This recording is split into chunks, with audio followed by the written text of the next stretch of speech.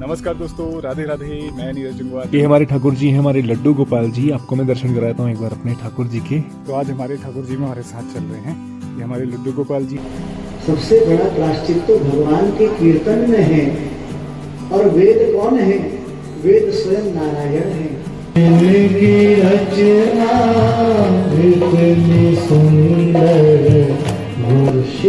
बोले नरसिंह भगवान की जय हो।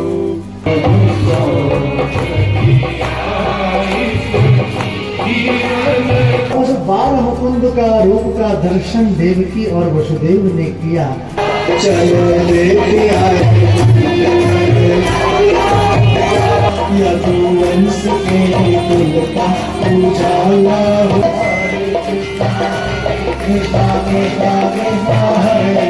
राधे जय जय श्री राधे, जय जय श्री राधे श्याम। नमस्कार दोस्तों, राधे राधे। मैं नीरज जंगवाल नंदन कानन होम स्टे मुक्तेश्वर से आप सभी का हार्दिक स्वागत करता हूं अपने YouTube channel Nandan Kanan home stay में। तो आज हमारे नागेश्वर मंदिर में जो श्रीमद् भागवत कथा हो रही है उसका चतुर्थ दिवस है। तो चतुर्थ दिवस की कथा श्रवण करने के लिए हम लोग यहाँ से निकल रहे हैं अपने घर से।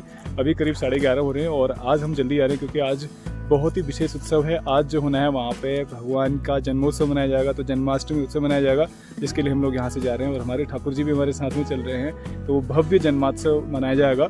तो वीडियो बहुत लंबा हो सकता है, लेकिन मेरी आप सभी से रिक्वेस्ट है प्लीज़ वीडियो को अंत तक का देखिएगा, क्योंकि पूरी भागवत कथा श्रवण करेंगे तो इसका कथा श्रवण का आपको लाभ मिलेगा। क्योंकि प्रत्यक्ष यहाँ पे हर व्यक्ति नहीं आ सकता है, तो जो व्यक्ति यहाँ नहीं आ सकता वो अपने घर में बैठ करके कथा को श्रवण कर सकते हैं और प्रत्यक्ष उसको देख सकते हैं, महसूस कर सकते हैं। क्योंकि ये कथा 7 दिन तक यहाँ पे चलेगी, लेकिन आप वीडियो के माध्यम से इसको हमेशा जब चाहे इंटरनेट में यूट्यूब में जा करके देख सकते हैं। तो शुरू करते हैं आज के ब्लॉग को अपने, और बने रहिए हमारे साथ में। चलिए प्रवेश करते हैं आज की चतुर्थ दिवस की कथा में। ये हमारे ठाकुर जी हैं, हमारे लड्डू गोपाल जी। आपको मैं दर्शन कराता हूँ एक बार अपने ठाकुर जी के। देखिए कितने प्यारे लग रहे हैं हमारे श्याम सुंदर जी। जय श्री राधे, जय जय श्री राधे, जय जय श्याम, जय जय श्री वृंदावन धाम। तो आज हमारे ठाकुर जी में हमारे साथ चल रहे हैं। ये हमारे लड्डू गोपाल जी हैं जो हमारे ससुराल से आए हैं और आज ये भी चल रहे हैं क्योंकि आज जन्माष्टमी का उत्सव है। तो जन्माष्टमी मनाई जाएगी ठाकुर जी के साथ में। तो चलिए आपको भी दर्शन कराएंगे वहाँ पे और कथा श्रवण कराएंगे। बने रहिए हमारे साथ में।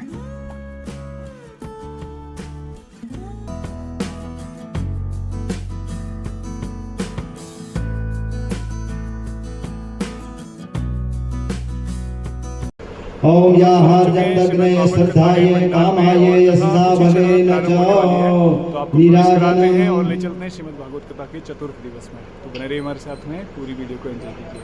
राधे ओम इदगुम हवि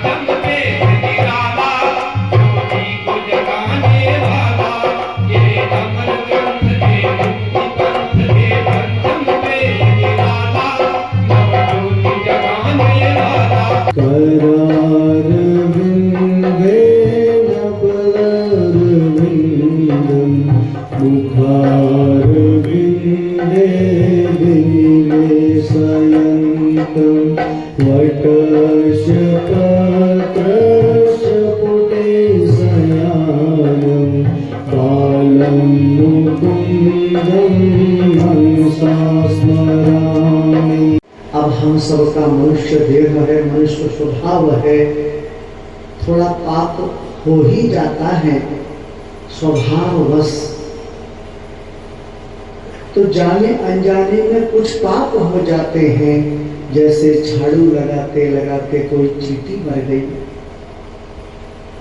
हम लोग सांस लेते हैं, कितने जीवाणु श्वास के माध्यम से मर जाते हैं। भोजन बनाते समय जब हम लकड़ी जलाते हैं तो कितने जीव उसमें मर जाते हैं। मनुष्य स्वभाव है, तो कुछ जाने अनजाने में किए हुए पाप हो जाते हैं, तो उसका प्रायश्चित क्या है? तब सुखदेव कहते हैं, राजन 5 प्रकार के यज्ञ व्यक्ति को रोज करने चाहिए, पापों के शोधन के लिए, पापों के प्रायश्चित के लिए।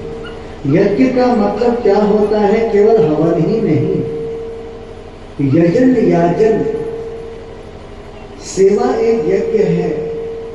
आप परोपकार कर रहे हो, वह भी एक यज्ञ है। आप भगवत आराधना कर रहे, वह भी एक यज्ञ है। आप दान कर रहे, वह भी एक दान यज्ञ है। यज्ञ की कई परिभाषाएं हैं। आदरणीय सुखदेव कहते हैं कि गाय को भोजन रोज कराओ, पहला यज्ञ। गौग्रास जिसको कहते हैं। अग्नि को भोजन, जब भी हम भोजन बनाएं तो अग्नि को भोग जरूर लगाना चाहिए। अतिथि सेवा, जो भी अतिथि आवे उसकी सेवा करनी चाहिए। याचक को यथोचित दान देना चाहिए। हमारे घर में यदि कोई याचक आता है तो अपनी सामर्थ्यानुसार उसको दान जरूर देना चाहिए। आपने 1 मुट्ठी चावल दिया या 10 रुपये का नोट दिया, 1 किलो आटा दिया, तो आपके घर से, आपके परिवार से रोग शोक दुख दरिद्र ये सब गया। जो अपनी छत में कुछ चावल डालते हैं, गेहूं डालते हैं, छोटे छोटे पक्षी आते हैं, वो उसको खा लेते हैं।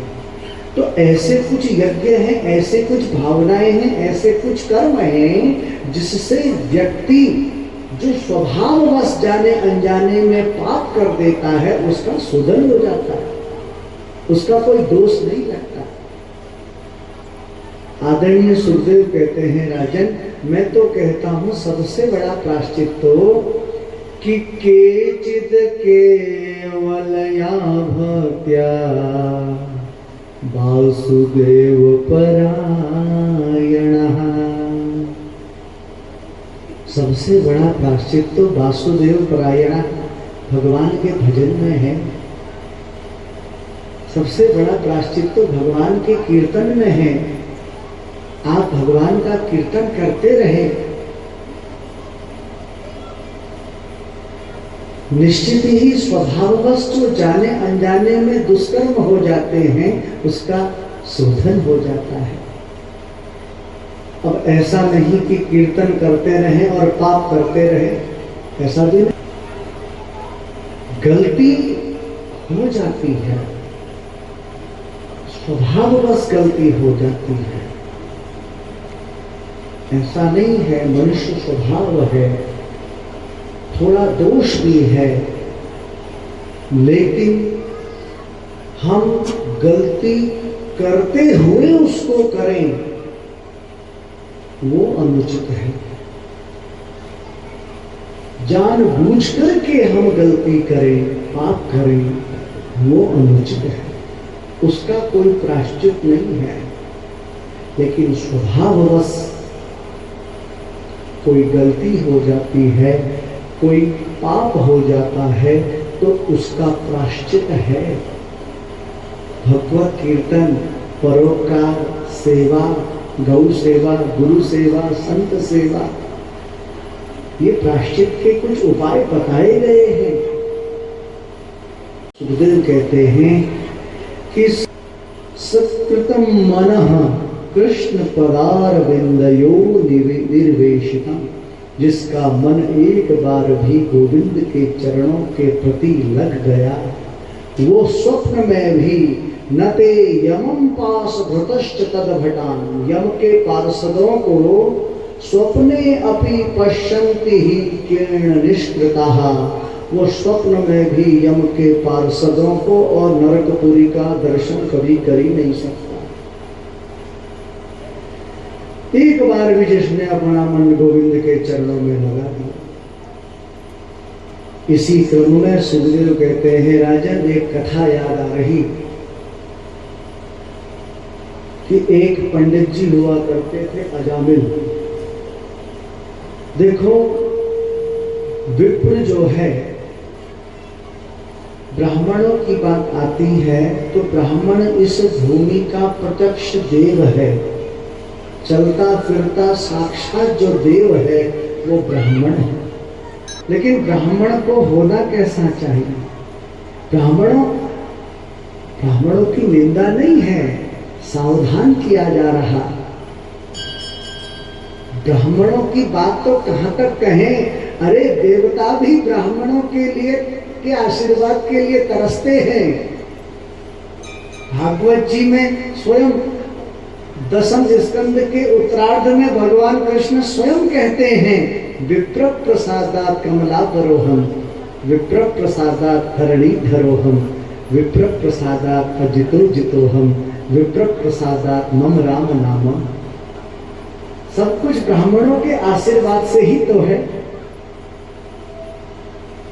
कहां तक कहें विप्रों के विषय में, लेकिन विप्र कैसे होने चाहिए यह भी बताया है।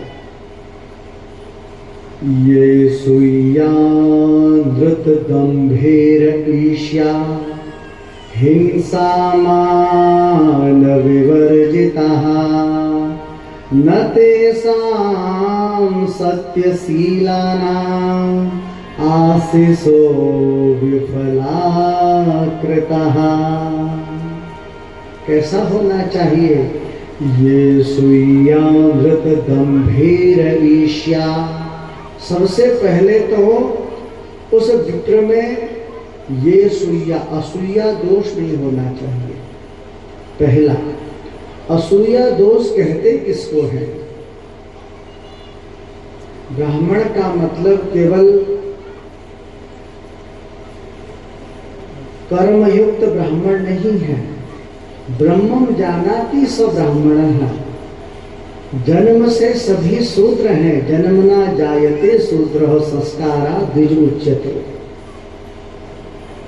ये बात सभी के लिए लागू होती है। ये असूया दोष नहीं होना चाहिए। असूया का मतलब होता है गुणेषु दोषम विष्करणम ससूया। जो गुणों में भी अवगुण देखता है उसी को कहते हैं असूया दोष। अजामिल आज कहीं पूजा करके जा रहे तो किसी गणिका को किसी के साथ समागम करते हुए देख लिया, मन में काम प्रवेश कर दिया, अपने घर लिया, अपनी पत्नी का त्याग कर दिया।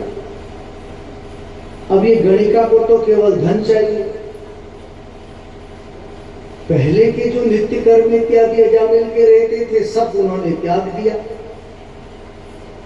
सब भूल गए, विस्मृति हो गई, वेद विस्मृति हो गई। अब धीरे धीरे अजामिल चोर बन गए, चोर के बाद ये डाकू बन गए। अब डाकू अजामिल के नाम से इनको लोग जानने लगे।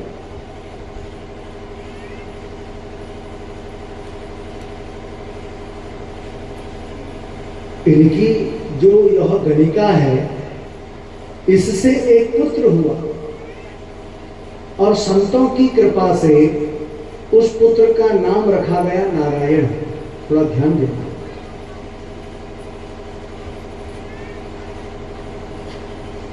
लेकिन ये अजामिल इतना दुष्ट प्रवृत्ति का हो गया था कि ये कभी भी अपने पुत्र का नाम नहीं लेता था, कभी अपने पुत्र का नाम नहीं लेता था। धीरे धीरे समय व्यतीत हुआ। इसका कार्य चोरी, राहगीरों को लूटना, ये इसका काम था। एक दिन की बात है, बहुत समय जब हो गया तो अजामिल की मृत्यु का समय निकट आया। सैया पर लेटा है अजामिल, और ये नहीं कि अपने पाप कर्मों को याद करे, उसका शोधन करे, उसका प्रायश्चित करे, नहीं, क्योंकि ऐसी बुद्धि ही नहीं है, ऐसा विवेक ही नहीं है। सैया पर लेटा है और उस समय जो इसका पुत्र है नारायण वो बाहर क्रीड़ा कर रहा। सुखदेव जी कहते हैं कि दूर है क्रीडन का सत्तं पुत्रम नारायण हृदयम प्लावितेन स्वरेणो चैराजुहावाकुलेन्द्रियः दूरे क्रीडन का सत्तम। दूर क्रीड़ा कर रहा है अजामिल का पुत्र नारायण, और अजामिल सैया में पड़ा हुआ है। उसी समय इसने देखा इसके दाएं और बाएं साइड दो विकराल पुरुष खड़े हो गए और हाथ में पांस लिए हुए, यम पांस जिसको कहते हैं, रस्सी, बड़ी बड़ी मूछें, बड़े बड़े आंखें, काला बदन। भयभीत हो गया, और भयभीत होते हुए उस समय इसने अपने पुत्र को पुकारा, नारायण कहा, तो भगवान ने अपने पार्षद भेज दिए। देखो, अपने पुत्र का उच्चारण किया इसने, भयभीत हो गया और अपने पुत्र का उच्चारण किया, नारायण उच्चारण किया, तो भगवान ने अपने पार्षद भेज दिए। भगवान के पार्षद कैसे हैं, कितने सुंदर हैं भगवान के पार्षद। सर्वे पदम फला साक्षा पीत कौसेयवाससः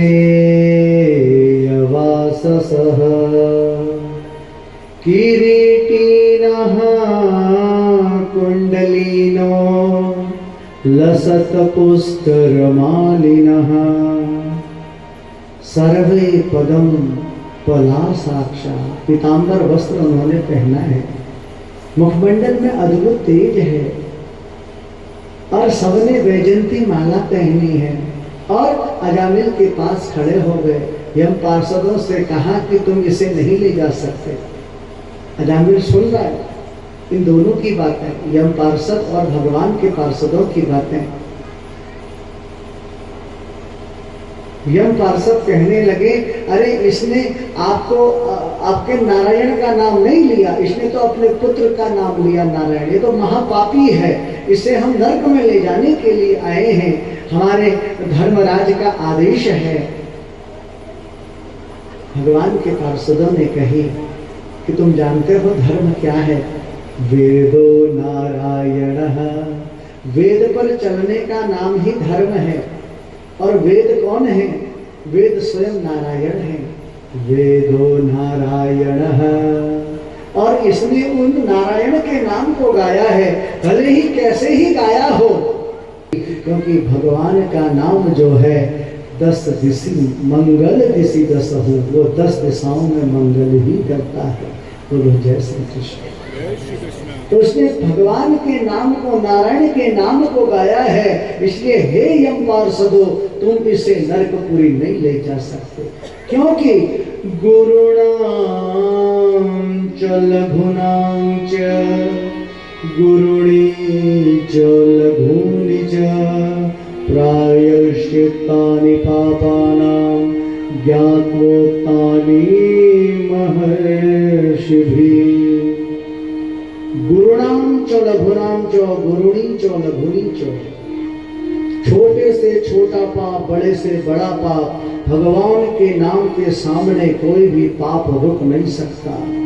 इसने स्पष्ट रूप से नारायण के नाम को गाया है, इसलिए इसे नरक में ले जाने का कोई अधिकार नहीं, ये देव पार्षद कहते हैं।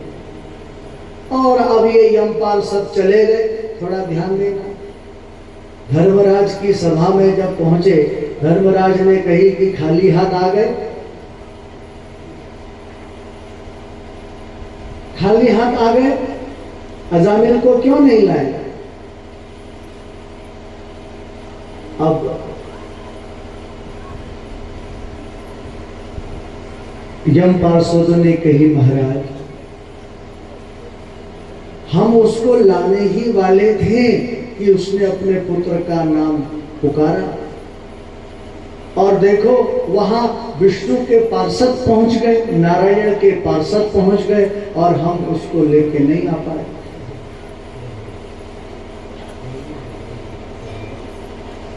यमराज कहते हैं, तुमने नारायण के पार्षदों का दर्शन किया, धन्य हो तुम कि तुमने नारायण के के पार्षदों का दर्शन किया। अरे हम 12 भागवत हैं जो नारायण के नाम से जीवन यापन करते हैं। स्वयंभू नारदः शंभो कुमारः कपिलो मनुः प्रह्लादो जनको भीष्मो बलिर्वै व्यास कविर्व्ययम्। हम 12 लोग हैं, 12 भागवत तो भगवान नारायण के नाम से ही जीवन यापन करते हैं। और तुमने उन नारायण के पार्षदों का दर्शन किया। हे पार्षदों तुम धन्य हो। यम पार्षद कहने लगे तो हम किसको लेके आए यहाँ यमपुरी में? ऐसे तो हर कोई अपने बच्चों का नाम कोई कुछ कोई कुछ कोई कुछ, राम कोई लक्ष्मण कोई नारायण कोई कुछ रख देगा। ये यमपुरी तो खाली हो जाएगी, बैलेंस बिगड़ जाएगा। तब धर्मराज कहते हैं तुम कैसे व्यक्ति को यहां लाना? ध्यान से सुनना। कौन व्यक्ति यमपुरी में जाता है, कौन व्यक्ति नरक की यात्रा में जाता है? कि धर्मराज कहते हैं यम पार्षदों से कि तुम ऐसे व्यक्ति को यहां लाना जिसकी वाणी से एक बार भी भगवान के नाम का उच्चारण ना हुआ हो। चेतस्मरति तच्चरणारविंदम, जिसका मस्तक एक बार भी श्री हरि नारायण के चरणों में झुका न हो। और कृष्णाय नो नमति अक्षर एकदापि, जिसने एक बार भी कृष्ण के नाम का उच्चारण नहीं किया हो। जो निरंतर पाप कर्मों में जिसकी वृत्ति लगी रहती हो, ऐसे व्यक्ति को तुम यमपुरी लेके आना। लेकिन जो भगवान का भजन करता हो, जो भगवान का स्मरण करता हो, जो श्रीमन नारायण के नाम का आश्रय लेता हो, जिसके हृदय में सेवा का भाव हो, जिसके मुखमंडल में केवल नारायण का नाम का आश्रय हो, जो परोपकार की भावना रखता हो, ऐसे व्यक्ति को कभी भी यमपुरी मत लाना।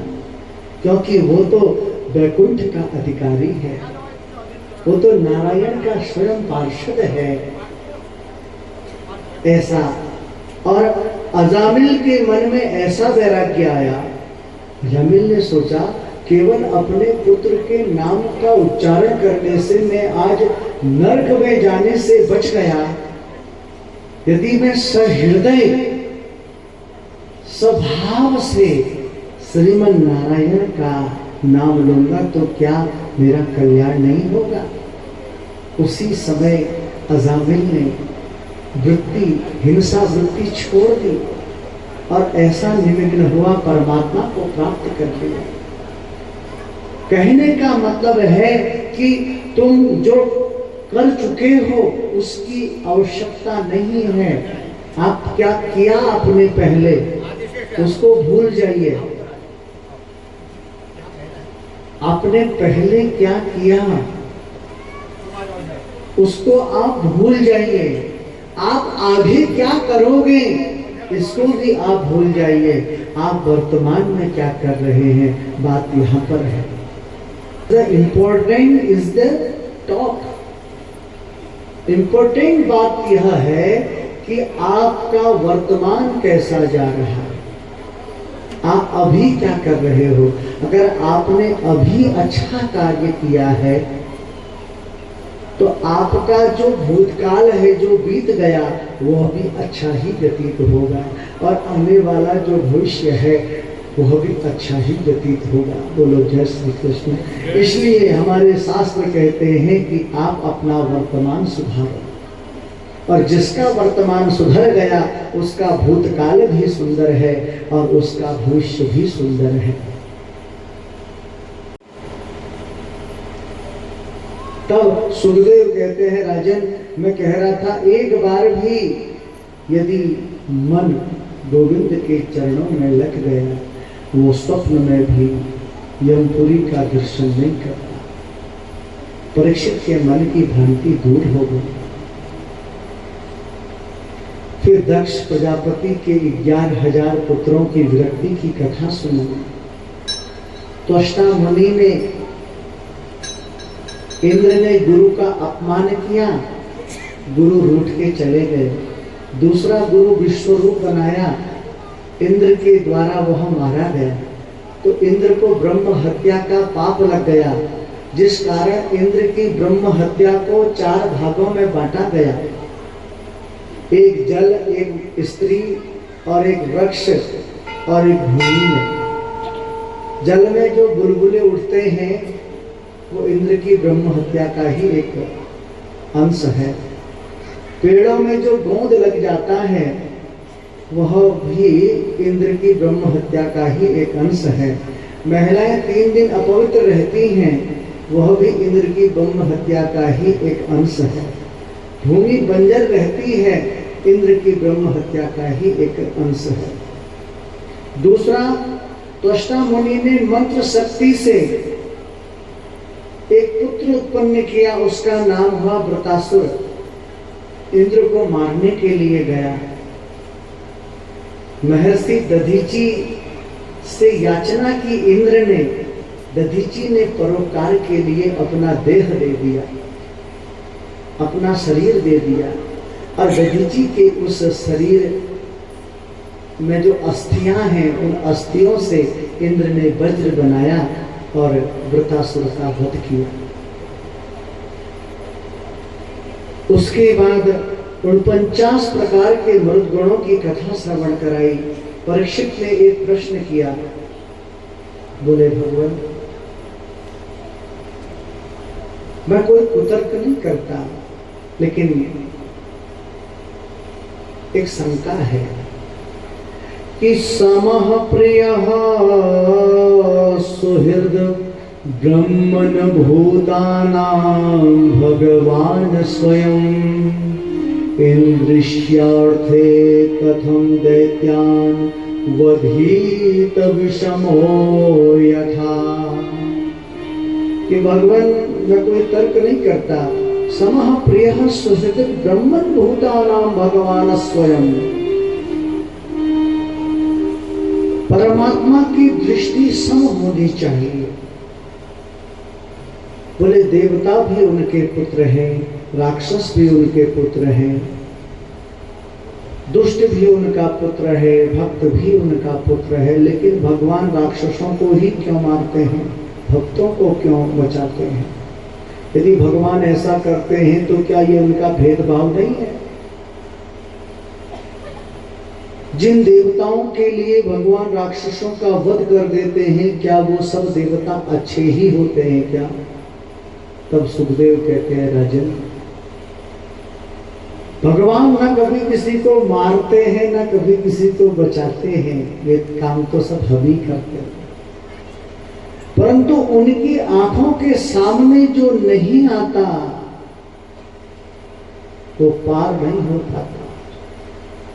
अर्थात भगवान की आंखों के सामने जो आ जाता है, भगवान उसे बहने नहीं देते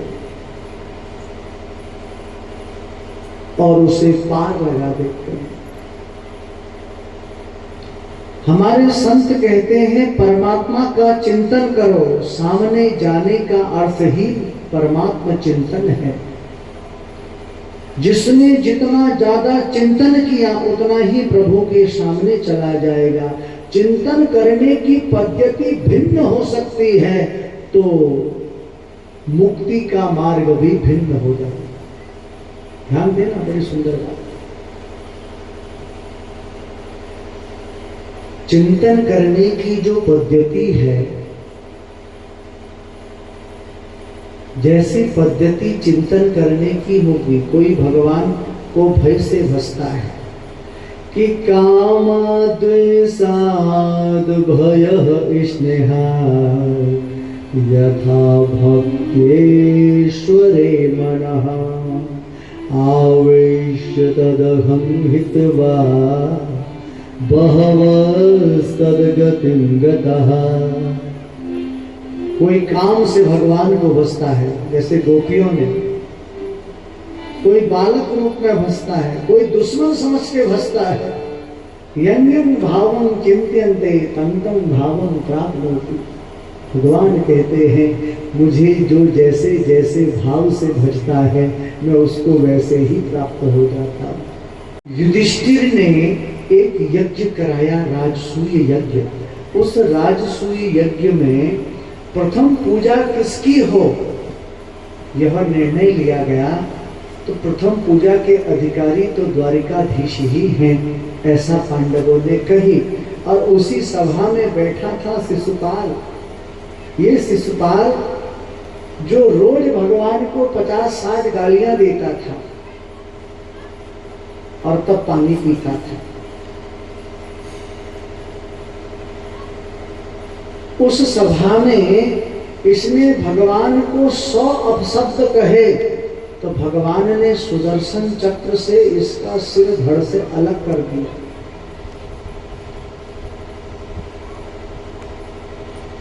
सुखदेव कहते हैं राजन,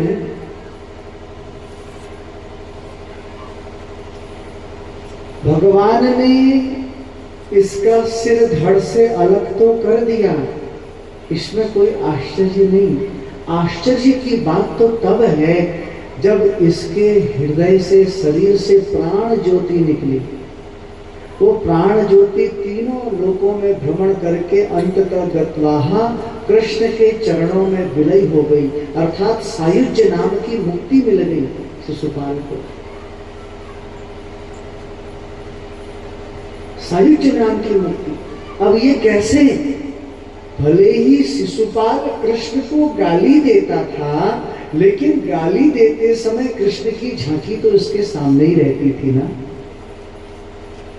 यं यं भावं चिंत्यन्ते, यहां पर यह बात सिद्ध होती है कि चिंतन की पद्धति जैसे होगी।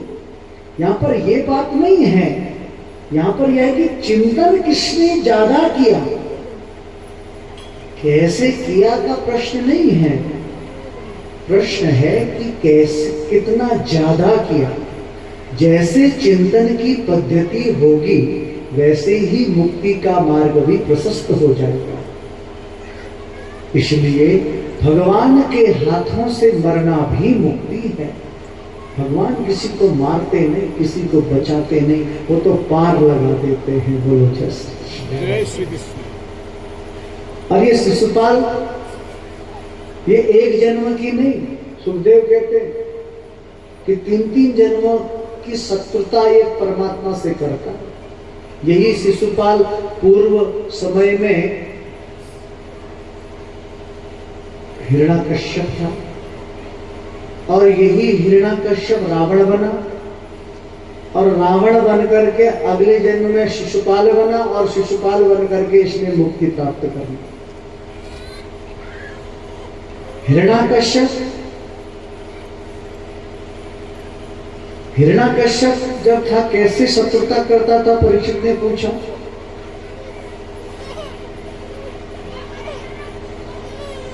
तब सुखदेव कहते हैं राजन, शिशुपाल को जो सायुज्य नाम की मुक्ति मिली वो कभी कभी भक्तों को भी नहीं मिलती। ये जो हिरण्याकश्यप, पूर्व में हिरण्याकश्यप था ना, इसने नारायण से शत्रुता की। क्यों? क्योंकि इसका भाई है हिरण्याक्ष। भगवान ने वराह रूप में उसका वध कर दिया, और तभी से यह नारायण से शत्रुता करता है। इसकी एक पत्नी है, उसका नाम है कयाधु, जो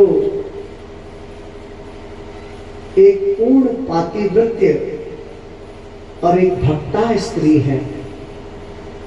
इसके 4 पुत्र, 3 पुत्र हुए, इंद्र के द्वारा मारे गए। चौथा पुत्र हुआ, इंद्र मारने के लिए आया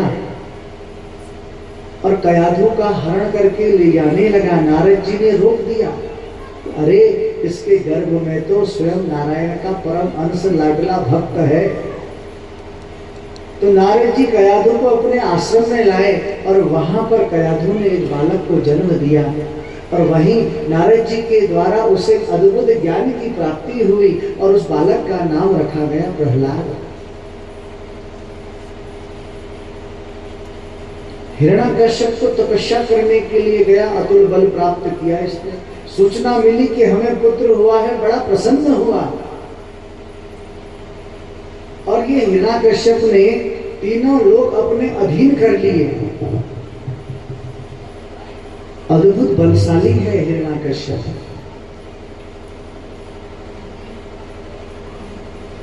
और जहां जहां यज्ञ होते, पूजन होता, पाठ होता, क्योंकि नारायण से ये शत्रुता रखता, तो इसने अपने उस संपूर्ण राज्य में यह ढिढोरा कर दिया कि नारायण का जहां उच्चारण होता है, जहां यज्ञ होते हैं, वहां सब विध्वंस कर दो। और पूरे क्षेत्र में, पृथ्वी में, मृत्युलोक में हिरण्यकश्यप ही तुम्हारा भगवान है, ऐसा आदेश दे दिया। धीरे धीरे समय व्यतीत हुआ। अब जो संत महात्मा और जो थे, उनको इसने बंदी गृह में डाल दिया। समय व्यतीत हुआ। प्रहलाद जी महाराज को इसने गुरुकुल भेज दिया। उस गुरुकुल में दैत्य कुमार पढ़ते थे, और गुरुकुल भी ये हिरण्यकश्यप के नाम से ही था। वहां केवल दैत्य शिक्षा ही सिखाई जाती थी। लेकिन प्रहलाद जी महाराज तो पहले से ही एक सुंदर दिव्य गुरु का आश्रय प्राप्त हो चुका, जिनके हृदय में केवल और केवल नारायण का ही सुमिरन है। ये विद्यालय में रहते हैं जरूर, लेकिन कभी कक्षा में नहीं बैठते, बाहर बैठ जाते। कभी रोते हैं, कभी हंसते हैं। बड़ा सुंदर भाव है प्रहलाद जी का। इनके मन, इनके हृदय में तो केवल एक ही छवि है, एक ही भाव है, केवल नारायण नाम का। दैत्य कुमारों को तो शिक्षा दी जाती है, केवल दैत्य विद्या बढ़ाई जाती है, तामसी विद्या बढ़ाई जाती है। राक्षसी विद्या क्या होती है? तामसी प्रवृत्ति। और जहां तामसिक ज्यादा होता है, तो वहीं पर राक्षसी प्रवृत्ति हावी होती है। और जहां पर सतत्वता का गुण होता है, जहां पर सात्विकी बुद्धि होती है, वहां पर सतत्वता का गुण प्रतिपादित होता है। वहां पर सत्यता रहती है, वहां पर भगवान नाम का अनुमोदन होता है, भगवत चर्चा होती है। लेकिन प्रहलाद जी तो पूर्ण सात्विकी हैं, सतत्वता से पूर्ण है। पूर्व में ही एक दिव्य गुरु का ज्ञान प्राप्त हो गया, तो ये तामसी विद्या में क्यों जाएंगे? बाहर बैठते हैं, कभी रोते हैं, कभी हंसते हैं। रोते इसलिए हैं प्रभु, क्या जीवन ऐसे ही निकल जाएगा, कभी दर्शन नहीं दोगे? हंसते इसलिए हैं कि मानव देह मिला है, बड़ी कृपा की आपने यह मानव देह दे करके। बड़ा सुंदर भाव है प्रहलाद जी का। नाम है तेरा तारनहारा, कब तेरा दर्शन होगा। जिनकी रचना इतनी सुंदर, वो कितना सुंदर होगा, वो कितना सुंदर होगा। नाम है तेरा तारनहारा, कब तेरा दर्शन होगा। जिनकी रचना इतनी सुंदर, वो कितना सुंदर होगा। ये संतों की वाणी है, तेरी छवि पर ओ मेरे भगवन, ये दुनिया दीवानी है। तेरी छवि पर ओ मेरे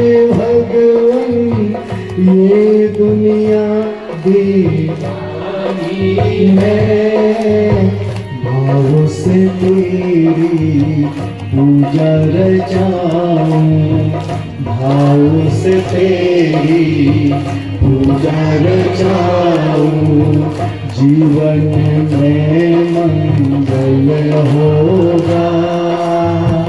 जिनकी रचना इतनी सुंदर, वो कितना सुंदर होगा।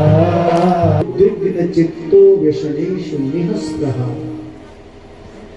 कोई उत्तेजना नहीं है प्रहलाद जी के मन में, मन विचलित भी नहीं है, और सदा प्रशांतः कामो, और हमेशा शांत बैठे रहते हैं, केवल नारायण का चिंतन करते हैं। आज हिरण्याकश्यप के मन में मिलने की उत्कंठता हुई अपने पुत्र से, और प्रहलाद जी पहुंचे हैं हिरण्याकश्यप के महल में। सभा में बैठे हिरण्याकश्यप ने प्रहलाद जी को गोद में बिठाया, कहा पुत्र तुमने गुरुकुल में क्या सीखा? तो आज प्रहलाद जी कहते हैं अरे पिताजी, हमने गुरुकुल में भगवान को प्राप्त करने के 9 साधन सीखे। 9धा भक्ति, ये 9 प्रकार की भक्ति है जो हम संसार वासियों को भागवत जी ने दी है। इनमें से एक भक्ति भी हम तन्मयता के साथ ग्रहण कर लें तो इस संसार रूपी भवसागर से पार हो जाएंगे। बोलो जय श्री कृष्ण। तो उनमें 9धा भक्ति बताई है प्रहलाद जी ने कि श्रवणम कीर्तनम विष्णु, स्मरणम पाद सेवनम, अर्चनम वंदनम दास्यम, सख्य आत्मनिवेदनम। श्रवणम, पहली भक्ति ही श्रवण है, ध्यान देना। भगवान की चर्चा को श्रवण करना, भगवान के नाम के कीर्तन को श्रवण करना, इसलिए पहली भक्ति कही गई है श्रवण। श्रवणम कीर्तनम, दूसरी भक्ति है कीर्तन। आप दूसरी भक्ति कीर्तन को जीवन में अपनाना चाहिए। जब हम कीर्तन को निरंतर अपने जीवन का ध्येय मान लेंगे तो कीर्तन के प्रति हमारा ध्यान लग जाता है, और जब कीर्तन के प्रति ध्यान लग जाता है तो वो पर ब्रह्म परमात्मा कीर्तन का उल्टा करो नर्तकी बन करके हमारे हृदय में नाचता है। तीसरी भक्ति बताई है स्मरणम। स्मरणम माने हम हमेशा स्मरण करें। आप कपड़े प्रेस कर रहे, कपड़े धो रहे, खेत में घास काट रहे, गैया दुह रहे, तो निरंतर भगवान नाम स्मरण होना चाहिए। स्मरण का ही रूप सुमिरन। चौथी भक्ति चरणों की सेवा, पाद सेवनम अर्चनम। अर्चना, हमारे यज्ञाचार्य जी निरंतर जजमानों से अर्चना करवाते हैं। वंदना, यहाँ पर हमारे संगीत वाले भैया बैठे हैं, सुबह गणेश जी की वंदना करते हैं, हनुमान चालीसा का पाठ करते हैं। दास्यम, दास्य भाव, हम अपने हृदय में जैसे हनुमान जी के पास था दास्य भाव।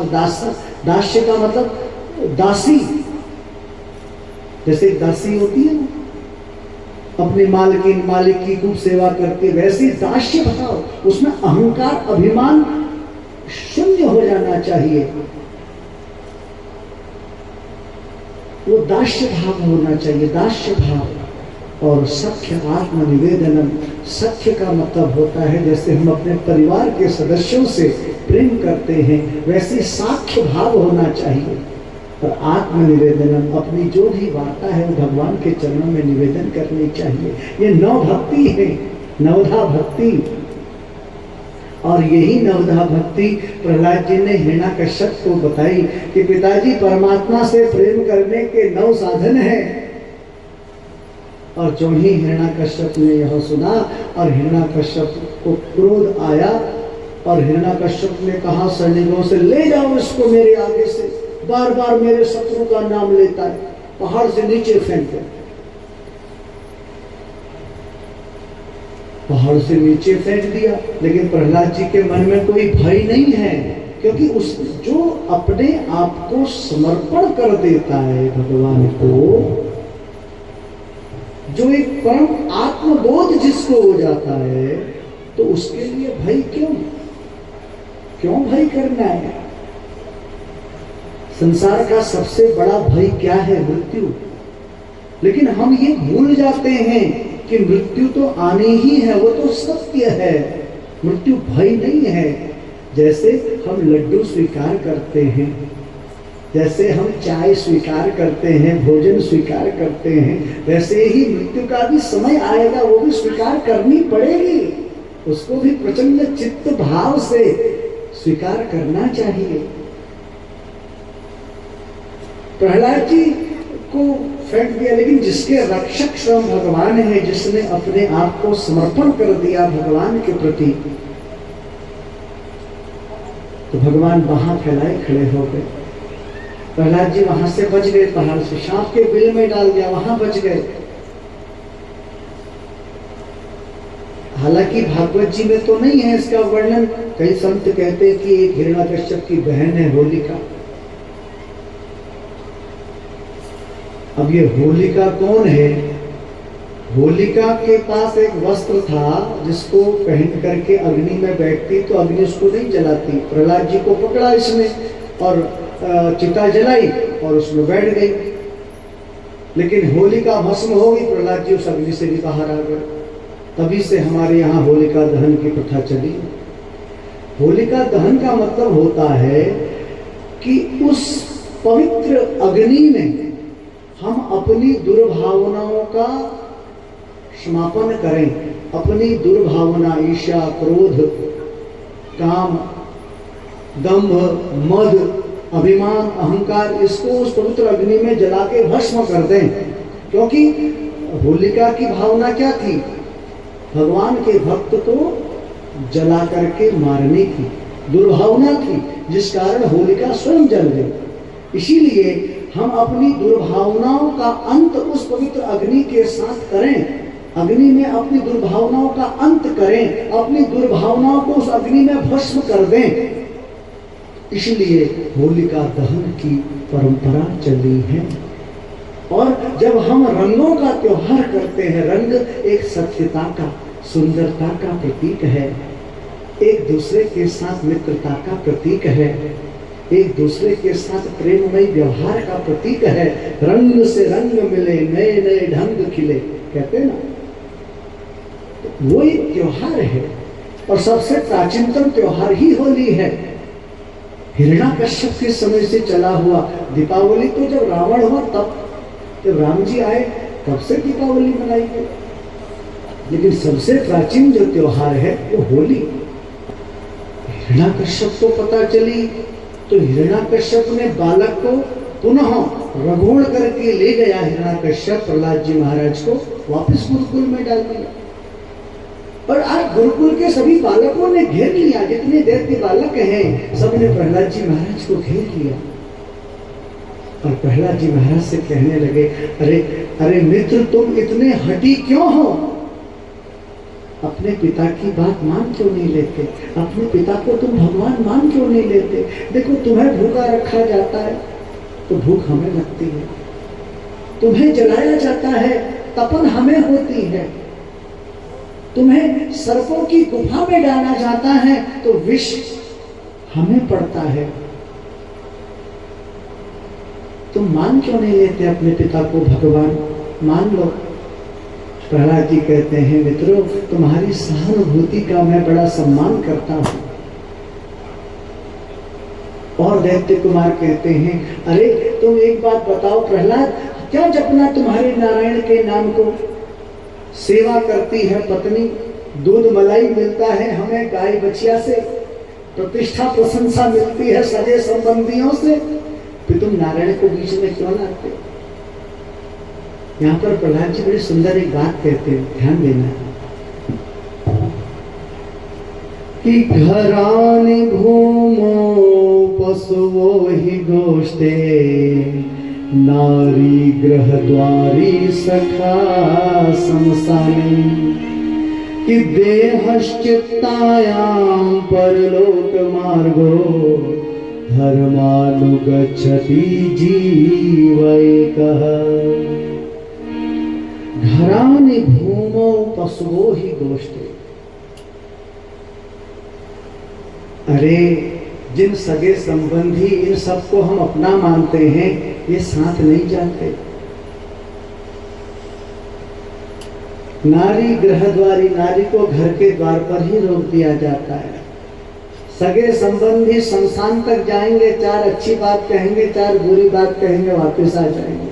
पशुओं ही गोष्ठे, जो ये गाय बछियां भैंस हैं, ये गोठ में ही बंदे रह जाएंगी। धर्मानुगच्छति जीव एकः, परलोक मार्ग में तो जीव को अकेले ही जाना है। इसलिए ये नारायण का जो स्मरण है, इस संसार के पीछे पागल मत हो। इस संसार, एक संत कहते हैं, माया दीपक नर पतंग भ्रमी भ्रमी इवै पड़ंत। इस संसार क्या है? माया है। और इस माया के चारों ओर जीव चक्कर लगाता है। जैसे एक दीपक जलता है ना, उस दीपक की लौ के किनारे गोल गोल एक कीड़ा चक्कर लगाते रहता है और अंत में उसी दीपक की लौ से जल करके उसी में भस्म हो जाता है। उसे मिला क्या? कुछ मिला? उसी प्रकार से हम इस संसार में मेरा पुत्र, मेरी पुत्री, मेरी पत्नी, मेरा मकान, मेरा धन, मेरी जमीन, मेरे चचा, मेरे पापा, मेरे ये, मेरे अगना ढिंगना, उसी के चक्कर में लगाते रहते हैं, कुछ हासिल नहीं कर पाते और अंत तक बाहर चले जाते। इसलिए साथ जाएगा तो क्या? केवल वही भगवान नाम, वही ईश्वर का नाम। इसलिए हे मित्रों, कच्चे घड़े में यदि रेखा खींच दी जाए तो पकने के बाद वो अमिट हो जाती है। और सभी दैत्य कुमारों में ऐसा भाव जागृत हुआ कि सब कीर्तन करने लगे, नारायण नारायण का स्मरण करने लगे। जो उस गुरुकुल के आचार्य हैं, शुक्राचार्य के पुत्र संड और अमर्क, वह भी जब बच्चों को पकड़ने लगे तो उनमें भी ऐसा करंट हुआ, स्पर्श मात्र से करंट हुआ, वो भी नाचने लगे, नारायण नारायण कहने लगे। हिरण्याकश्यप आ गया, देखा यहाँ मेरे शत्रु के नाम का उच्चारण हो रहा, पकड़ा प्रहलाद जी को, अपने रथ में घसीटते हुए बैठाया और ले गया सभा में हिरण्याकश्यप और एक खंबे से बात दिया,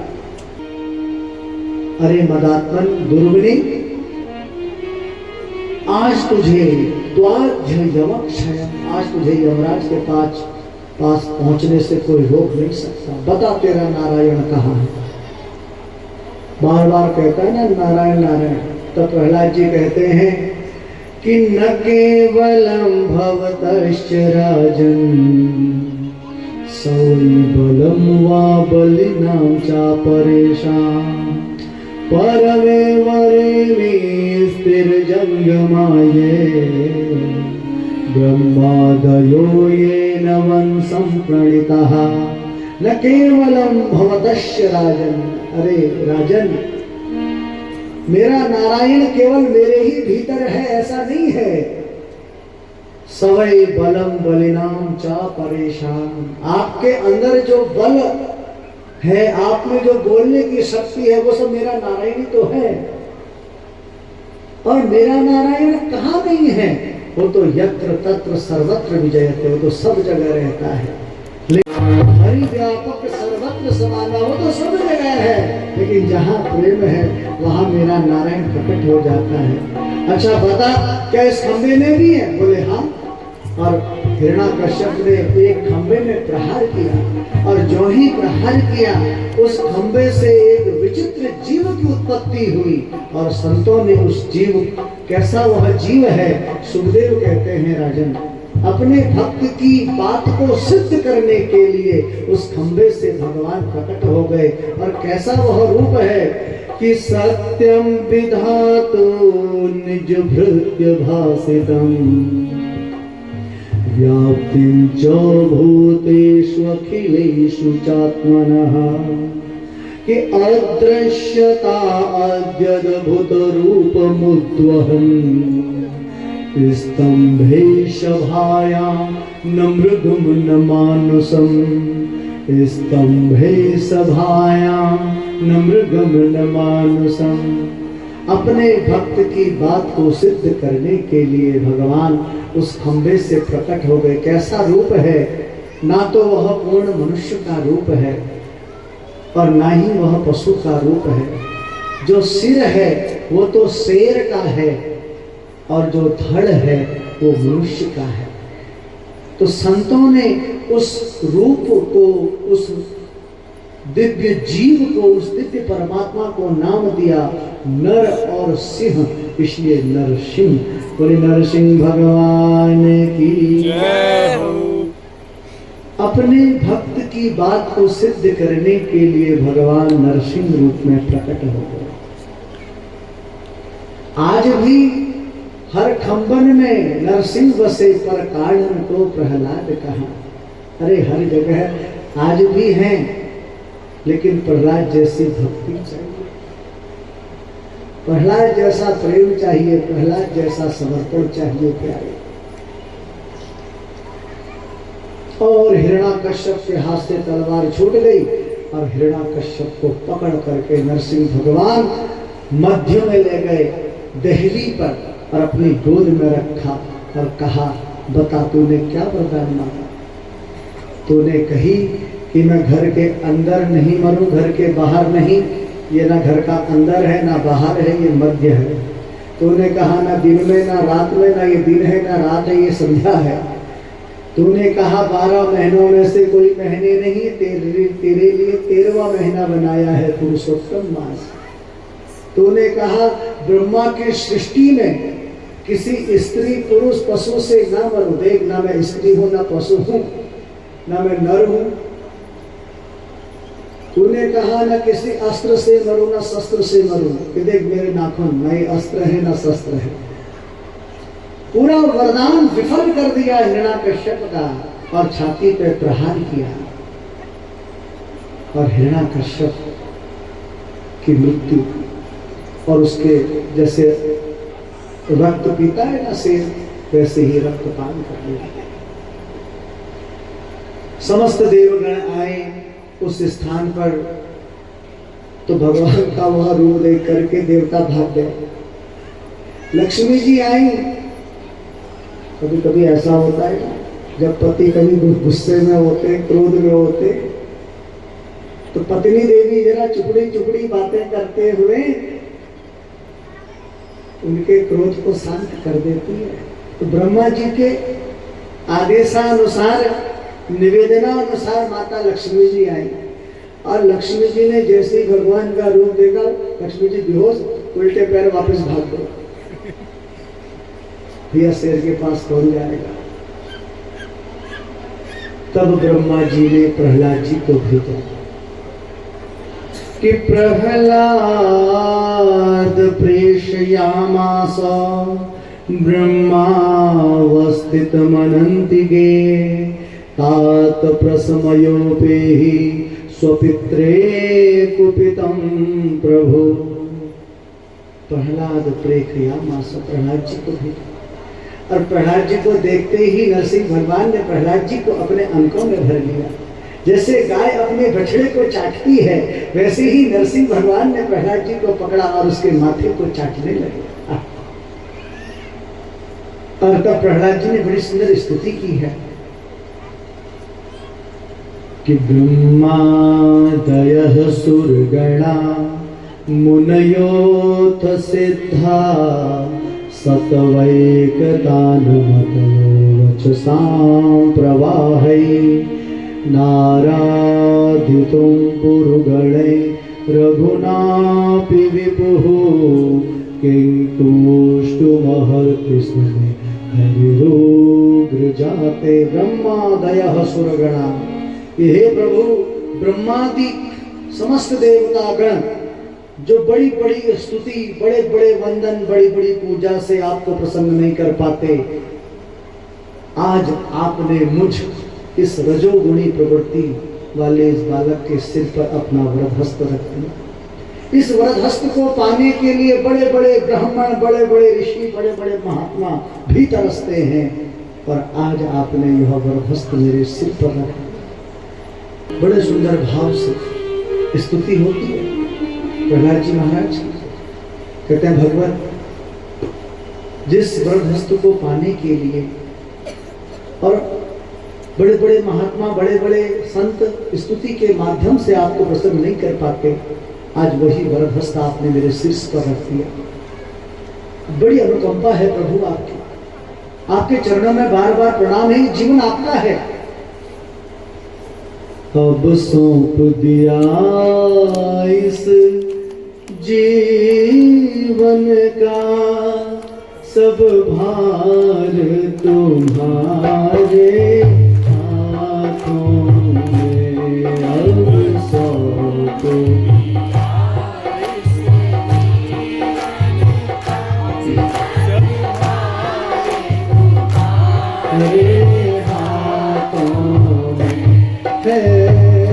जीत तुम्हारे हाथों में,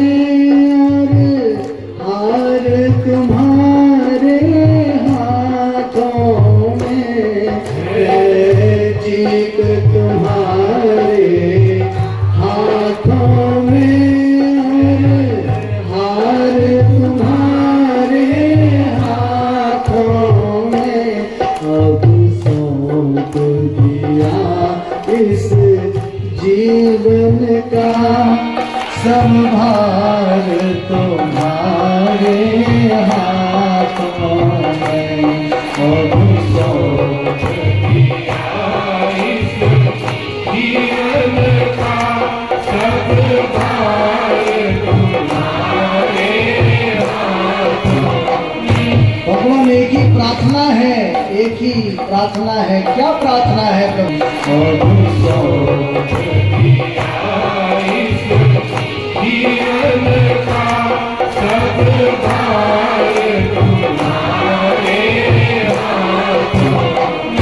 सांसों का क्या भरोसा, रुक जाए चलते चलते। जीवन की है ये ज्योति, बुझ जाए जलते जलते। इसलिए कोई गारंटी नहीं है। बात है कि हमें जो शुभ कर्म करना है, जो सत्संग आध्यात्मिक कर्म करना है, उसको पीछे मत ढकेलो, उसको तुरंत कर दो।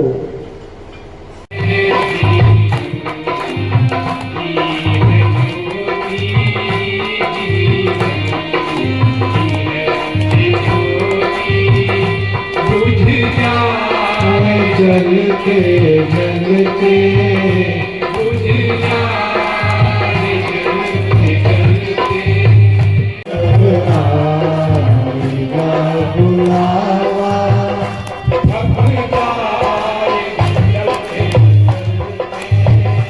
थक जाए जलते जलते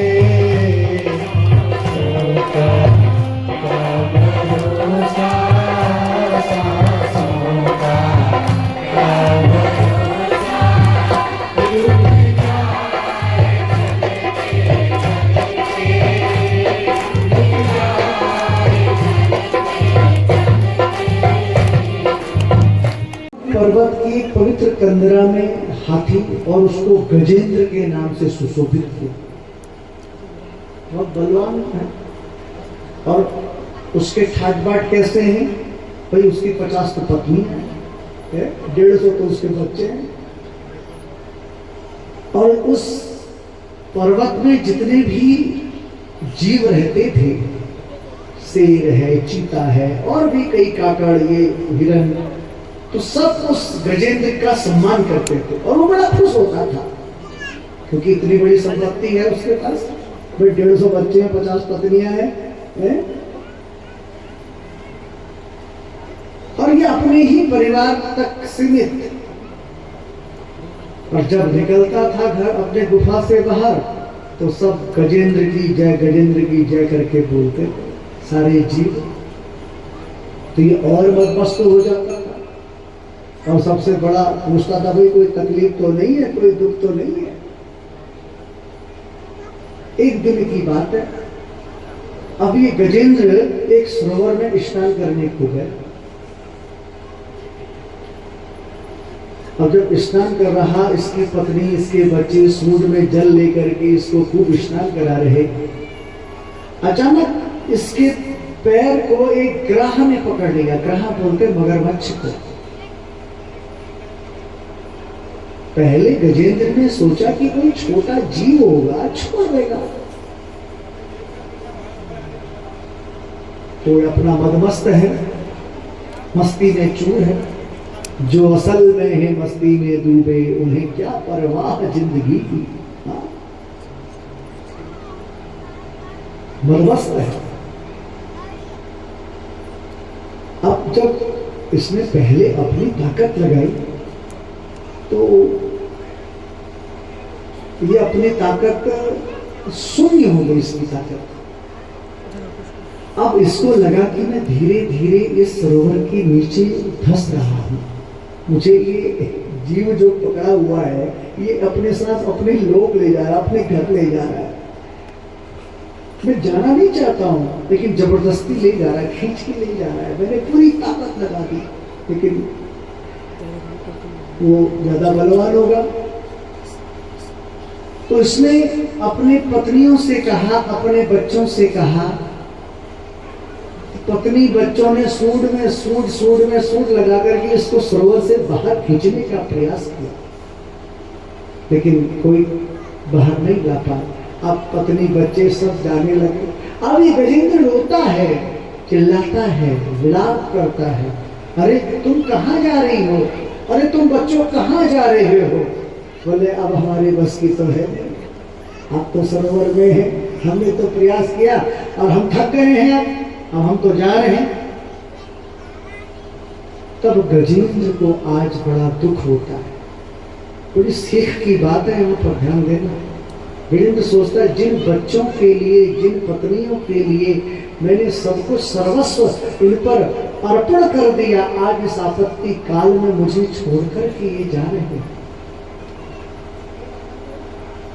कौन मुझे इस सरोवर से बाहर निकाले, कौन मेरी पीड़ा को समझे, कौन मेरे दुख को, इस दुख को द्रवित होते हुए कौन मुझे इस दुख के भवसागर से बाहर निकाले। ये तो किसी को जानता नहीं, किसी देव का नाम नहीं जानता, ये तो जानता ही नहीं है कि क्या संसार में है क्या नहीं, क्या अपनी माया में अपनी पत्नियों के साथ, अपने बच्चों के साथ ही मदमस्त रहता।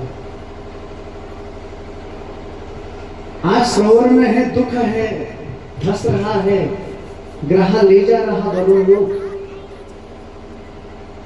किसी का नाम नहीं जानता है। तो ये गजेंद्र ने एक बड़ी मंगलमय स्तुति की है, जिसको हम गजेंद्र मोक्ष की कथा कहते हैं।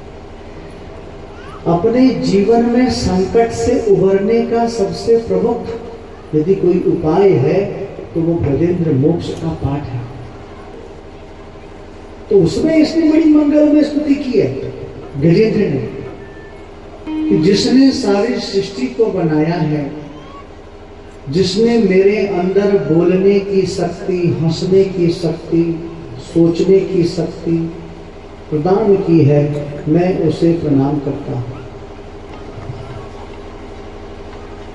जिसकी कृपा के बगैर सूर्य और चंद्रमा भी प्रकाश नहीं दे सकते, मैं उन्हें प्रणाम करता हूं, वो आकर मेरी रक्षा करें। जिसकी कृपा के बगैर एक पत्ता भी नहीं हिल सकता, जो करता है, जो पालित है, जो लय करता है, वो उन्हें मैं प्रणाम करता हूं, वो आकर मेरी रक्षा करें। किसी का नाम नहीं, किसी का नाम जानता ही नहीं है तो लेगा कहां से। इसलिए तो हमारे शास्त्र कहते हैं, जाने बिना न होए प्रतीति, बिन प्रतीति होए नहीं प्रीति। जब तक आप भगवत विषय में, भगवत चर्चा के विषय में जानोगे नहीं तो उसके प्रति प्रेम कैसे करोगे।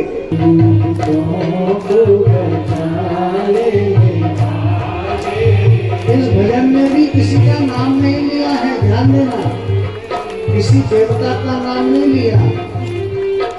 तो आज हमारी स्थिति भी यही है कि हम इस माया रूपी सागर में, इस संसार रूपी भव सागर में, इस ममता रूपी सागर में, इस तृष्णा रूपी सागर में हम लोग भी धंसते जा रहे हैं। तो इसलिए हम भी प्रार्थना करें कि प्रभु इस तृष्णा रूपी सागर से, इस माया रूपी सागर से, इस संसार रूपी भव सागर से भी हमें भी उबारो। इसलिए डूबतों को बचा लेने वाले, डूबतों को बचा लेने वाले, मेरी नैया है तेरे हवाले, डूबतों को बचा लेने वाले, मेरी नैया है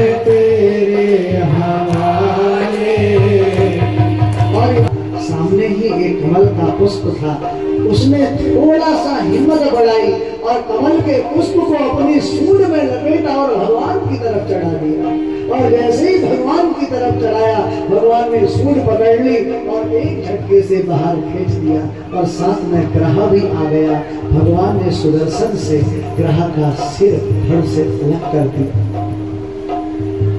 अब यहाँ पर सुखदेव कहते हैं, बताओ राजन, यहाँ पर भगवान ने गज को उबारा कि ग्रह को उबारा? जो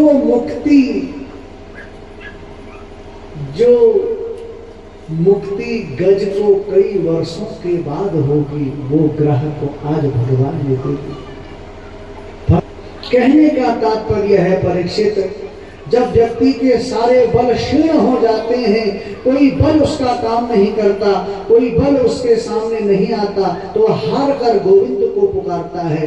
गजेंद्र ने गोविंद के नाम को गाया तो प्रभु ने आकर के बचा लिया। और इसी क्रम में चंद्रवंश का वर्णन आता है कि ब्रह्मा जी के पुत्र हुए अत्रि, अत्रि के पुत्र हुए चंद्रमा, और यही चंद्रमा के पुत्र हुए बुध, बुध के पुत्र हुए पुरुरवा, और यही पुरुरवा वंश में 6 पुत्र हुए, आयु, शतायु। इसी चंद्र वंश में एक महाप्रतापी राजा हुए जिनका नाम हुआ गांधी। गांधी की का कोई पुत्र नहीं है, एक पुत्री है, उसका नाम है सत्यवती। एक बार ऋचिक नाम के ब्राह्मण आए और न चाहते हुए गांधी ने अपनी पुत्री सत्यवती का विवाह ऋचिक नाम के ब्राह्मण के साथ कर दिया। अब रोते हैं, एक पुत्री है चले गई। एक दिन गांधी ने अपनी पत्नी से कहा, देखो हमारी जो दामाद है ना, ये बड़े वैद्य हैं, तुम इनसे जाके कहो ना कि कोई औषधि बनाए जिससे हमें पुत्र हो जाए। तो ऋचिक ने 2 औषधि बनाई, एक अपनी पत्नी के लिए, एक अपनी सासू माँ के लिए। अब भाग्यवश वो जो औषधि है वो अदल बदल हो गई। जो सासू माँ ने औषधि खानी थी वो ऋचिक की पत्नी ने खा ली, और जो पत्नी ने खानी थी वो सासू माँ ने खा ली, जिस कारण दोनों को पुत्र अलग अलग हुआ। गांधी को जो पुत्र हुआ वो क्षत्रिय होते हुए भी ब्राह्मण हुआ, और गांधी को पुत्र हुआ, उसका नाम हुआ विश्वामित्र, और ऋचिक को जो पुत्र हुआ उसका नाम हुआ जमदग्नि, और ये जमदग्नि की पत्नी का नाम रेणुका, और रेणुका के 4 पुत्र हुए, सबसे छोटे पुत्र का नाम हुआ परशुराम। और इसी चंद्रवंश में आगे चल के महाराज रंती देव हुए, और यही रंती देव महाराज के आगे चल कर के राजा देवमीड़ हुए, और देवमीड़ के अर्जन्य पर्जन्य हुए। एक के 9 नंद हुए जो गोकुल में रहते हैं, और एक का हुआ सूरसेन जो मथुरा में रहते हैं।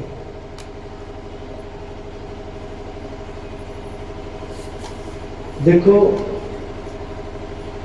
वर्णन आता है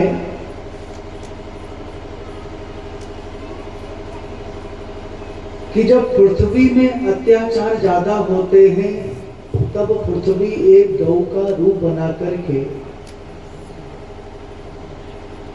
ब्रह्मा जी के पास जाती है। कहने का मतलब है कि आप पर भार सहन करने की शक्ति 50 किलो की है, आप 50 किलो का वजन उठा सकते हो, और अगर 150 किलो का वजन रख दिया जाएगा तो उठ पाओगे चापी जाला में? तो ऐसा ही पृथ्वी भी है। देखो, हम लोग पाप भी पृथ्वी पर ही करते हैं। एक गौ का रूप बना करके ब्रह्मा के पास जाती है।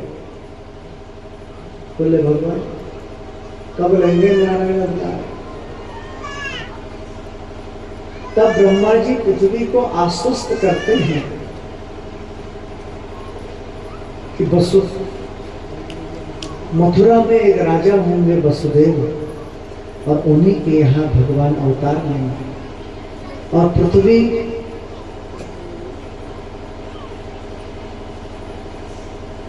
पृथ्वी चली जाती है। गौ का रूप बनाए हुए पृथ्वी वापस चली जाती है, और वर्णन आता है कि मथुरा में एक राजा है, उनका नाम है उग्रसेन। उग्रसेन महाराज की कोई संतान नहीं है, इनकी कोई संतति नहीं है। एक दिन पुत्र कामेष्ट यज्ञ करवाया, और पुत्र कामेष्ट यज्ञ कराते हुए इनकी पत्नी गर्भवती हुई, लेकिन भाग्यवश इनकी पत्नी अपनी सहेलियों के साथ एक वन में विहार करने के लिए गई, तो वहां पर एक दुर्मिल नाम के राक्षस की छाया पड़ गई, जिस कारण इनकी पत्नी ने एक पुत्र को जन्म दिया, और उस पुत्र का भाग्य नक्षत्र तारा गण सब ज्योतिषियों ने बताया कि ये पुत्र राजा जी तुम्हारे लिए ठीक नहीं है। तो उग्रसेन ने उस पुत्र का एक डलिया में रखा उस पुत्र को, और यमुना जी में बहा दिया, और उस यमुना जी में सूरसेन स्नान कर रहे थे, तो सूरसेन को वह पुत्र मिल गया, और सूरसेन उस पुत्र को अपने घर ले आए, अपने महल में ले आए, और अपनी देवी से कहने लगे कि आज से वसुदेव तो हमारा पुत्र है ही है, ये भी हमारा पुत्र है, और यही पुत्र का नाम रखा गया कंस। समय व्यतीत हुआ, कंस को पता चली कि मेरे पिता ने मेरा परित्याग किया है। रात में उठ करके गया और हिमालय पर तपस्या करने लगा, और महादेव को प्रसन्न किया। महादेव ने कंस को एक धनुष दिया, कहा केवल नारायण के सिवा इस धनुष को कोई दूसरा नहीं तोड़ पाएगा, और जो इस धनुष को तोड़ेगा वो तुझे भी नहीं छोड़ेगा। और कंस उस धनुष को लेकर के आ गया, और कंस ने एक मायावी शक्ति अपने अंदर अर्जित कर ली, और इसने अनेक राक्षस अपने सेना में सम्मिलित किए। अपने पिता को पकड़ा और बंदी गृह में डाल दिया। अब मथुरा का राजा बन गया कंस, और जगह जगह बहुत अत्याचार करने लगा। जब अत्याचारों की सीमा बहुत ज्यादा बढ़ गई तो पृथ्वी फिर रुदन करने लगी। बोले कब लेंगे भगवान अवतार?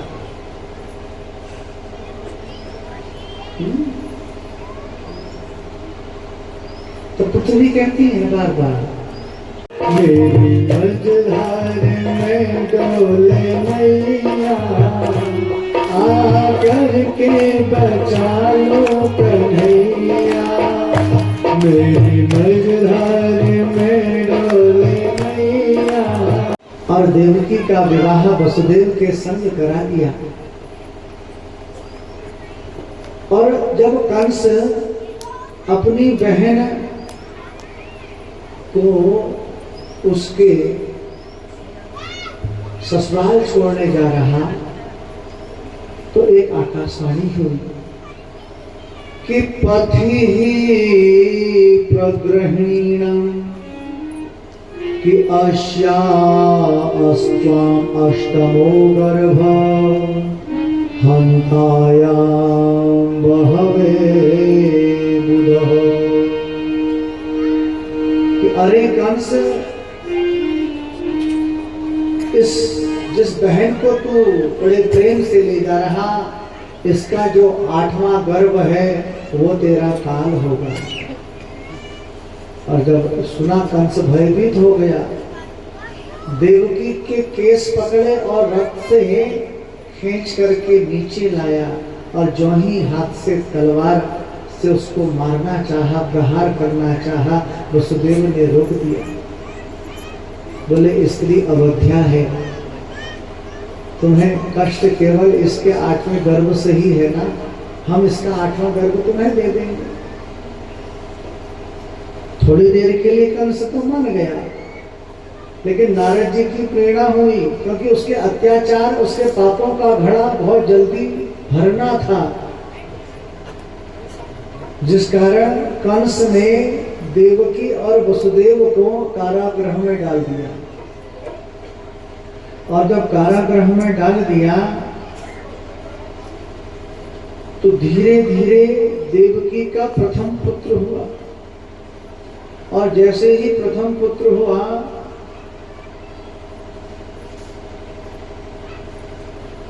तो रोना शुरू किया। सैनिकों ने कंस को सूचना दी और कंस पहुंचा।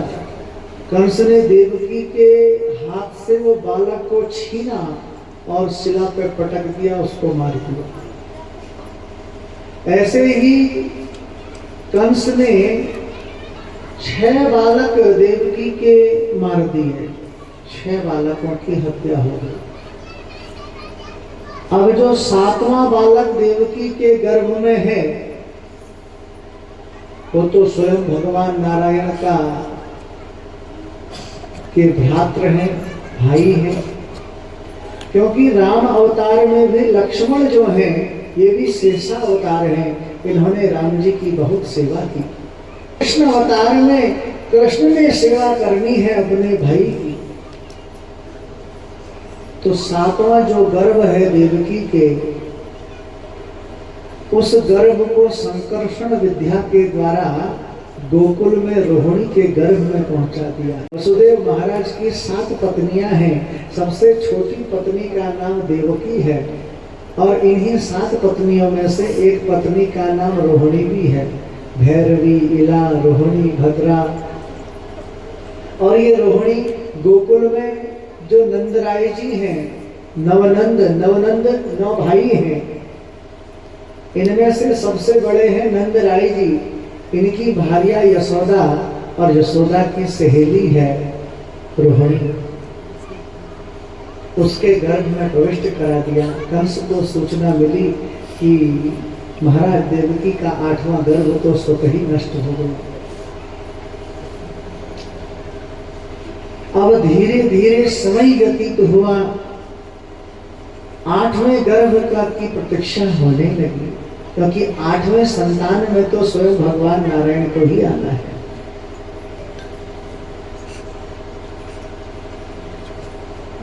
आठवें गर्भ, देखो जब भगवान अवतार लेता है तो सभी पुष्प, कुसुम, पत्ते सब अपना प्रभाव दिखाते हैं, ऋतुएं अपना प्रभाव दिखाते हैं। त्रिकालदर्शी जो संत हैं, अनेक प्रकार से ब्राह्मण पत्नियां हैं जो नियम आचरण प्रतिबद्ध रहती हैं, उनको आभास होता है। नारायण कभी जन्म नहीं लेता, वो गर्भ में नहीं आता। गर्भ में आने का काम तो हमारा तुम्हारा है, वो तो प्रकट होता है। भय प्रकट गोपाला दीन दयाला, भय प्रकट कृपाला दीन दयाला, कौशल्या के हितकारी। भय जन्म कृपाला नहीं लिखा।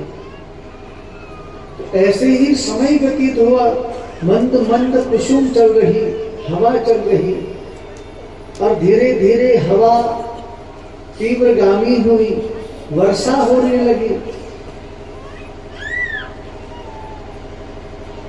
और जो पुष्प हैं, रात्रि के समय हमने सुना कि पुष्प थोड़ा मुरझा जाते हैं, लेकिन जब भगवान अवतार लेने को हुआ तो पुष्प ज्यों के त्यों ही रहे।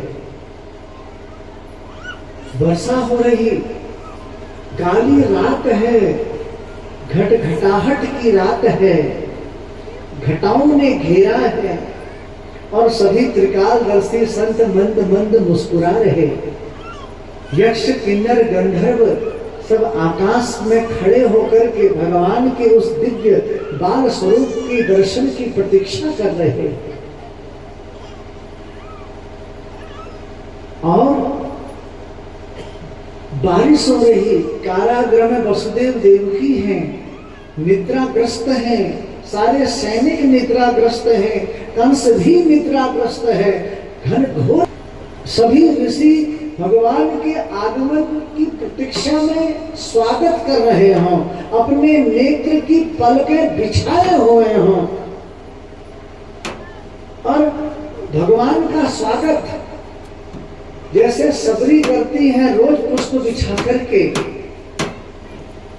कि मेरे राम आएंगे, मेरे राम आएंगे, और डेली पुष्प बिछाती है, वैसे ही जो त्रिकालदर्शी संत हैं, जिन्हें भविष्य में आने वाली घटनाओं का पूर्वत ही ज्ञान हो जाता है, तो वो सब स्वागत में बाहां फैलाए हैं, हाथ में पुष्प लिए हैं और सभी लोग एक स्वर में भाव से कहते हैं, स्वागतम कृष्णा शरणागतम कृष्णा, स्वागतम कृष्णा शुभ स्वागतम, स्वागतम शुभ स्वागतम, स्वागतम कृष्णा। श्रीमन्नारायण भगवान की।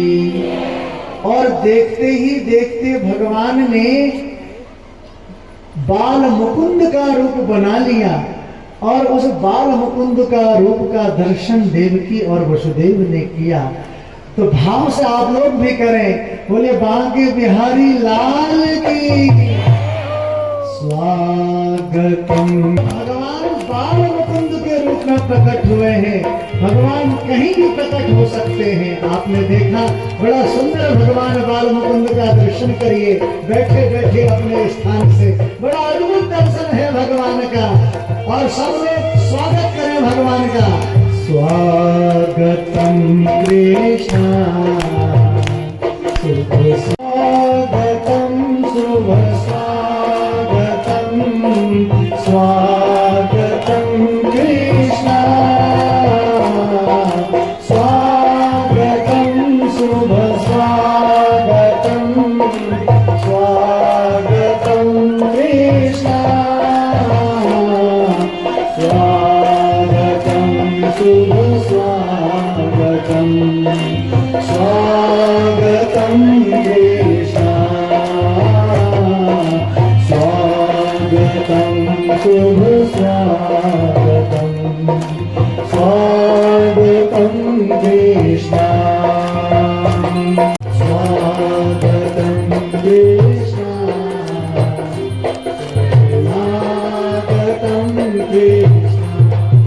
और अनेक प्रकार से आकाश से पुष्प वर्षा और पुष्प वर्षा होने लगी। कुबेर ने अपना मानो धन का खजाना खोल दिया हो और घर लाला हुआ, चलो देख आए नंद हुआ, चलो देख आए नंद घर लाला हुआ, चलो देख आए नंद घर लाला हुआ। इसके कुल का उजाला हुआ, यदुवंश के कुल का उजाला हुआ, चलो देख आए नंद लाला हुआ, चलो देख आए नंद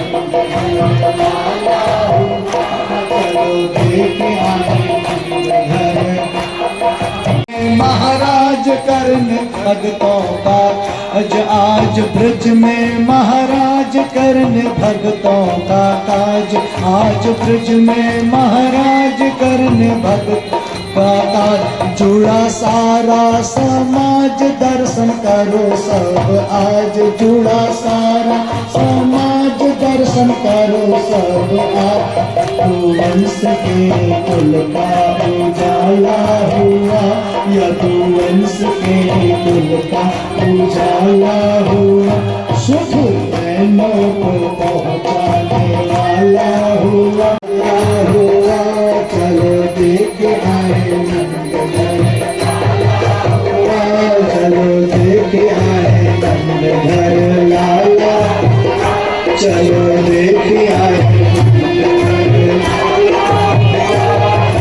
ये जो बालक है इसको आप गोकुल यशोदा के पास छोड़ आइए और यशोदा के पास जो बालिका है कन्या उसको आप लेकर के आइए। पहरेदार सोए हैं, बेड़ियां खुल गई, द्वार अपने आप खुल गए और वसुदेव महाराज लाला को एक डलिया में रख कर के गोकुल की ओर जा रहे हैं। ओम श्रीमन महागणाधिपति नमः। बाहर निकालिए, भगवान को थाली पर रखिए, यहाँ से इसको उठाइए, फल को इसको उठा दीजिए, पूरा झूले को उठाइए, बारात को नहीं। त्रिपादशामृतं देवी त्रिपादूर्वोदयित पुरुषः पादोषेह भव पुनः ततो विघ्नं विक्राम शासनानसने अभि ततो विराट जायत विराजो अधिपुवयः तं यज्ञं बहर्षि प्रोक्षन् पुरुषं जातमग्रतः तेन देवा अयजन्त साध्या ऋखयश्भ्यां भूमिदृशः श्रोत्रं तथा लोकान् अकल्पयन् यत्पुरुषेणः विघाताय वासुदेवाय हरये परमात्मने प्रणतः क्लेशनाशाय गोविन्दाय नमो नमः। भूमिदृशः श्रोत्रं तथा लोकान् अकल्पयन् त्वदीयं वस्तु गोविन्दं तुभ्यमेव समर्पयेत्नाः मध्ये मध्ये उत्तरापोषणं जलं तुभ्यं समर्पयामि नमस्करोमि। द्रव्य दक्षिणा भेंट भी रखिए। नीराजन ओम दीपं प्रज्वाल्य साज्यं च वर्ग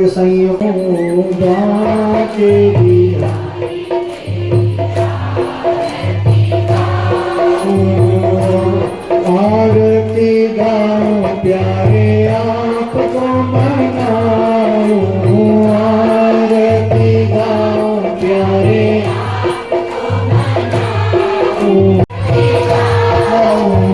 आरती गाओ प्यारे आपको मनाओ आरती युगल छवि का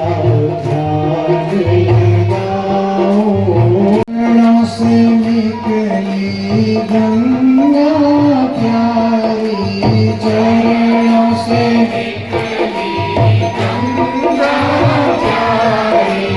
जिसमें सारी दुनिया तारी जिसमें सारी दुनिया तारी हम सबके प्रभु